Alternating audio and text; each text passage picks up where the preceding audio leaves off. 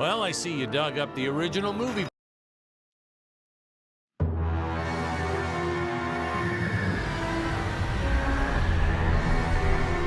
Hello, Dan Smith here. I directed this film back in, well, it feels like a century ago. Yeah. The studio asked me to provide a commentary track for the DVD release. And wham! Straight into the action. No fluff or anything. That's what we did back then. Crash-landed ship. Out pops our hero, the fearless Dick Starspeed.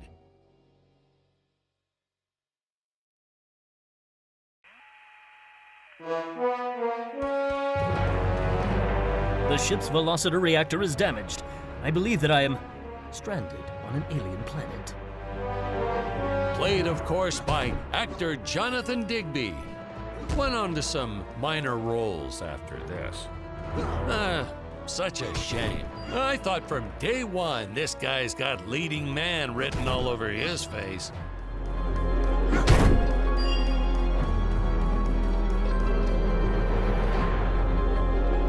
Greetings, citizens of Gravoria. I am Dick Starspeed, and I come in peace. Probably shouldn't have had Dick draw his weapon when he was talking about peace. Well, maybe one day we'll go back and CG it into a sandwich or something instead. Ha! Just kidding. And this is what people pay to see. A no-name middle-aged B-list actor duking it out with stuntmen in costumes. Such stunning choreography. Now the extras in those robot suits really knew how to take a punch. Oh, literally. I told Jonathan not to hold back. Give it all to him. Kick him in the nuts and bolts. And I know what you're thinking, but don't worry. We handled it responsibly. We made them all sign waivers not to sue for injuries.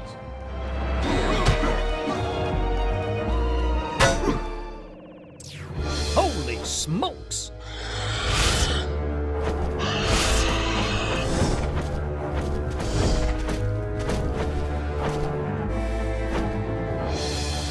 If I land squarely on that grain silo, I should survive this fall unscathed.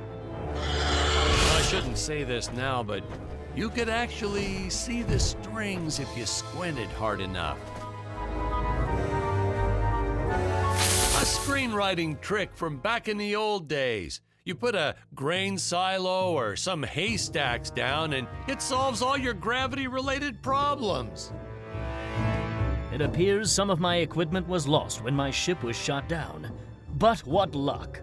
This high-tech scanner reports that my ray gun is nearby.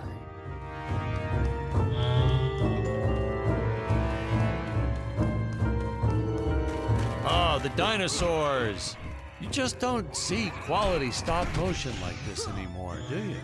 Someone actually sat there and moved them, frame by frame. Today, it'd be done with computers, but where's the artistry in that?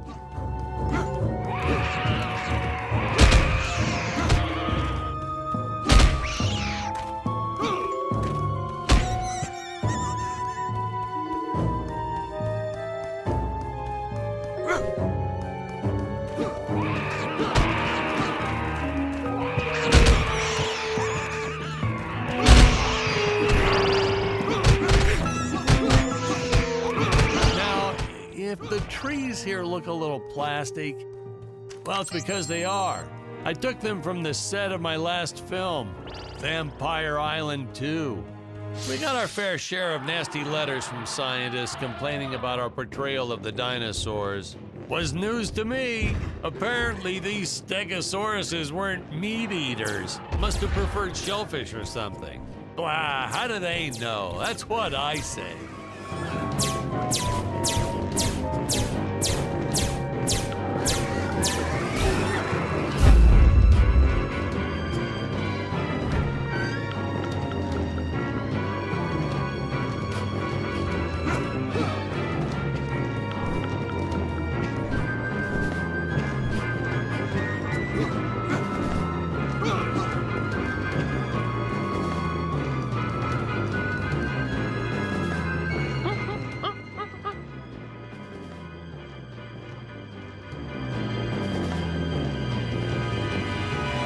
As usual, the local population is defenseless. That's where our hero steps in and saves the day.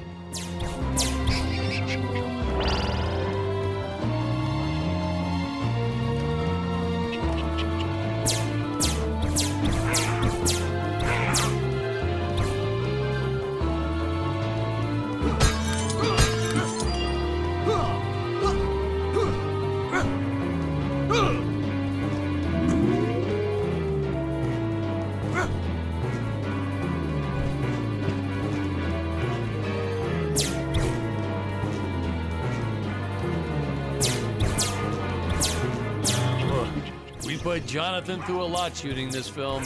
He wasn't the best actor, especially when reacting to getting hit. He's what you call a flincher. So I told the stuntman to really just go to town on him. It's the only way to get an honest performance sometimes. Our props master tried to make the weapons soft, but there's only so much you can do. Lucky for us, Dick's entire body was covered in that spacesuit. Gold. That thing was a lifesaver when it came to hiding bruises. You'll notice the gold disappears when Dick touches it. We had a deleted scene that explained he's actually teleporting it back to his ship. It's funny, no one ever questioned how Dick was able to walk around with an infinite amount of gold on him.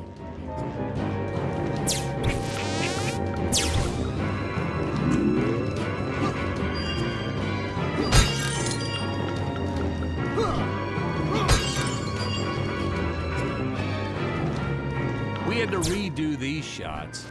Our first attempt was kind of a disaster. We tried using real apes, thought it'd cut down on the costume budget a bit. But have you ever tried working with apes? They are the worst actors ever. They don't sit still for a moment, and the second you take your eyes off of them, they're flinging their feces all over the place. Jonathan refused to work with them after he got well, let's just say that he had to take more than a couple of showers one day. You know, you never forget the smell of monkey poo. We steam cleaned the studio top to bottom. Still not entirely. All through the rest of the shot, we kept finding those little surprises hiding inside various props. Boy, were those the days.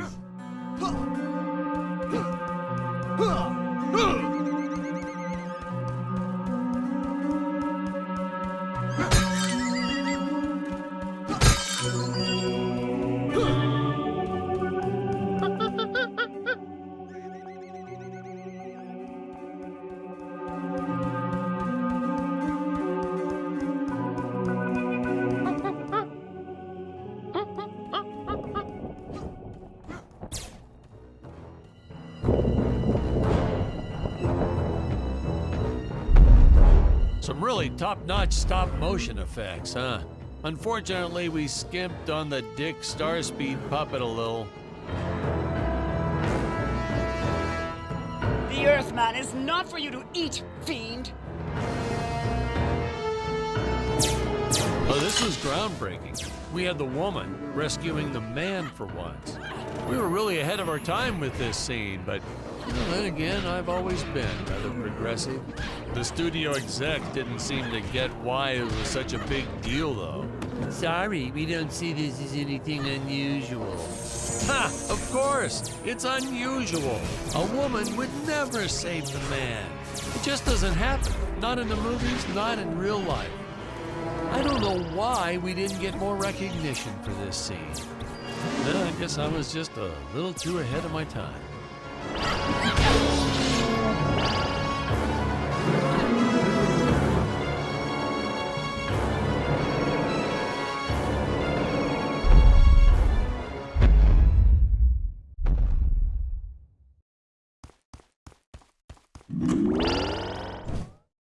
Thank you for saving me, strange woman. What is your name? I am the magnificent Scarlet Nova. Do not question my motives. Just be happy that you are still alive. I must speak with my father at once. I shall teleport to his chambers.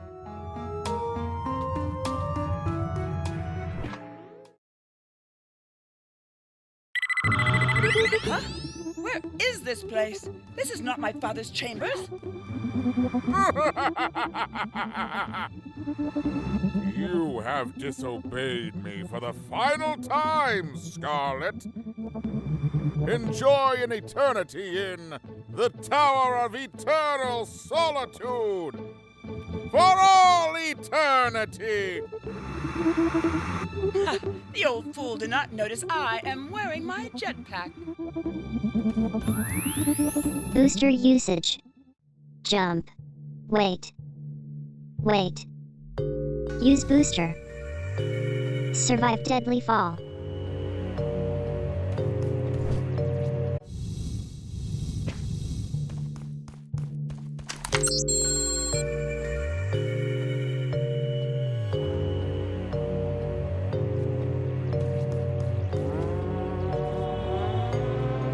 Scarlet didn't quite realize she needed to shoot those energy orbs down below. Keep in mind, Stacy was doing this on a soundstage, okay?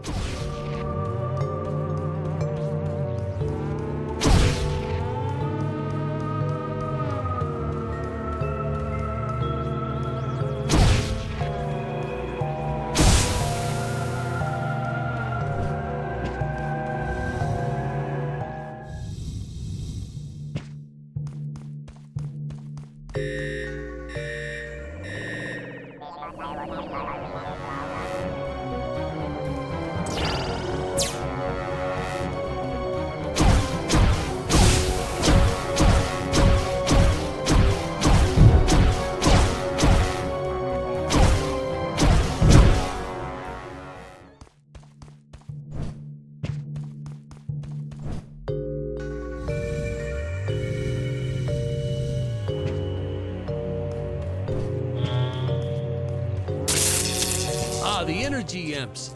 Such a neat effect. We had to paint each movement frame by frame and superimpose it into live footage.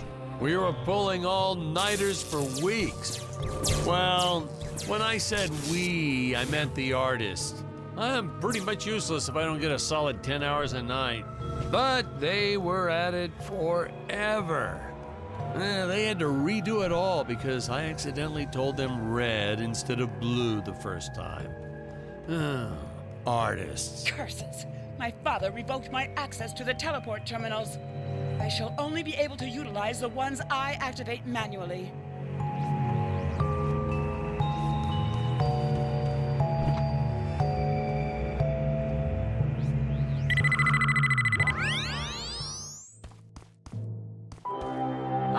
I knew you would return. Puny Earthman, you shall help me overthrow the Emperor. Why would you turn against your own father? How do I know I can trust you? This scene.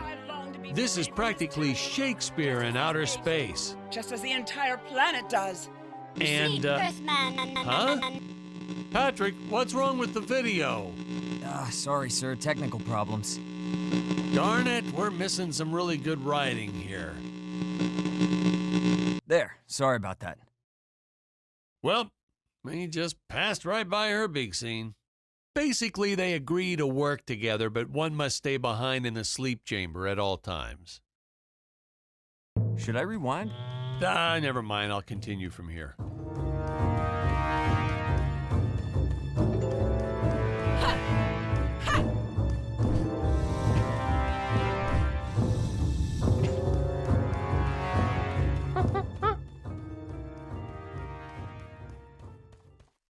Oh, spoiler alert, our heroes may or may not find a particular tool that will allow them to destroy those rock barriers later on in the film.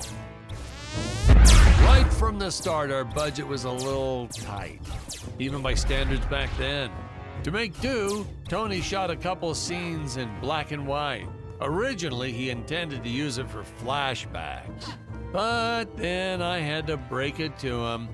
Our film doesn't have flashbacks. We almost made it a silent film just to cut costs.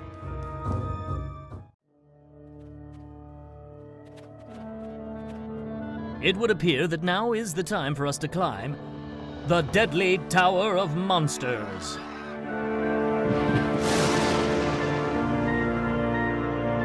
Good screenwriting 101. Always announce the title within the film itself. How else are you going to let the audience know your heroes really mean business? I felt it was an absolute necessity we have a T-Rex in this film, but we got this Serato thing instead. Of course, I went through the whole production thinking it was a T-Rex because, really, who can tell the difference anyway?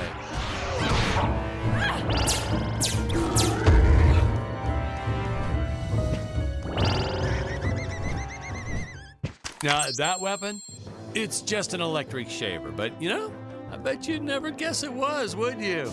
They look so futuristic.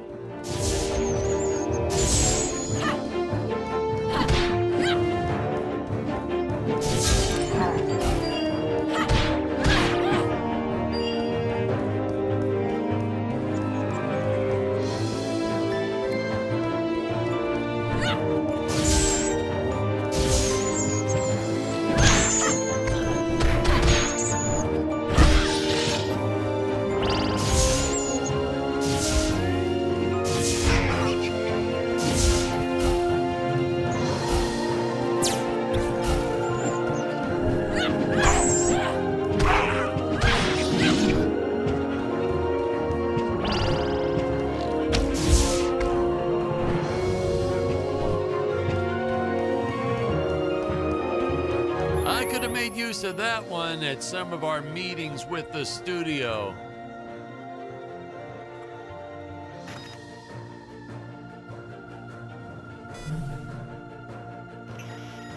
Oh, you'd like to see records of where our budget went to this month? Sure, let me get that for you right now. Boom, boom.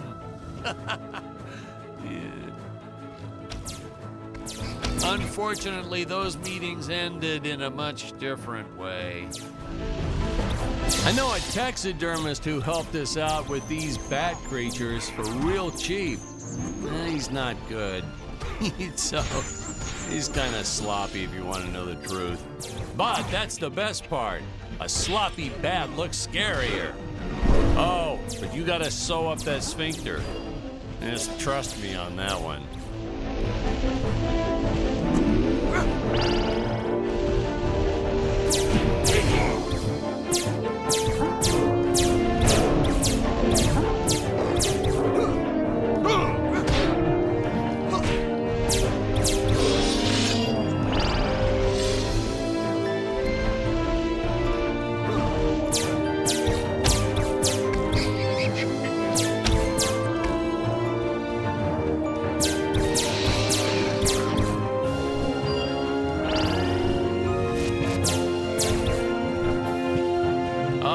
Squids.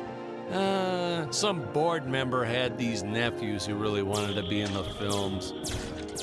They made me cast them as squids. Whatever happened to artistic integrity? If you're going to cast a role not on merit, at least let it be a hot female role. My effects team kept assuring me the strings wouldn't be visible in the final cut, but I could see them. No transparent nylon. This stuff will do the trick. Yeah, right. I swear those darn strings is what made my hair go white.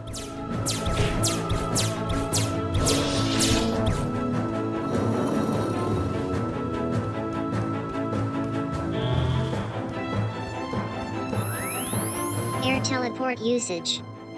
Jump. While in the air, use teleport. Quickly return to upper floor.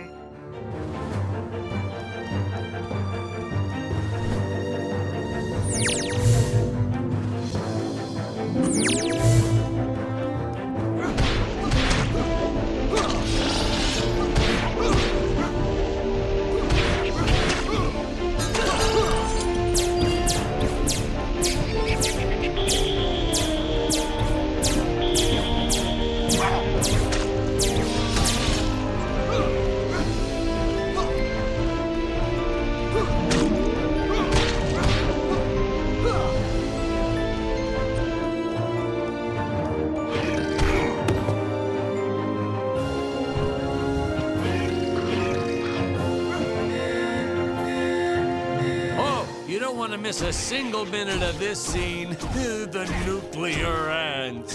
Hey, we need to remind the audience our heroes are climbing a tower, so I needed something that would stick to walls. Originally, we had these web-footed what-have-yous. Not very scary. And then I left some cake out in my trailer, and it was crawling with ants in the morning. And that's when it hit me. What is the most obnoxious thing in the world?